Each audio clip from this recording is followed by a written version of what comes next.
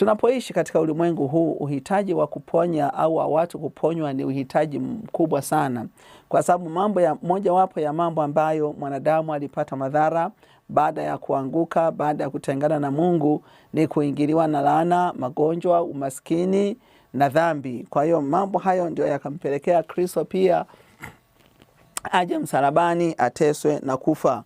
Kwa hiyo akaacha baada ya kuwa amefufuka. Kumbuka haya yote anayasema, anayazungumza baada ya kuwa amefufuka kutoka katika wafu. Kwa hiyo akaacha ahadi ya Roho Mtakatifu, ambaye Roho Mtakatifu anapokuja anakuja na karama. Sasa karama hizo anazigawa ndani ya kanisa lake na ndani ya watumishi wake.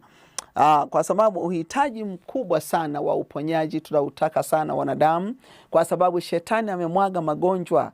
Amemwaga magonjwa ya kiroho, amemwaga magonjwa ya dhambi, amemwaga magonjwa ya kimwili, amemwaga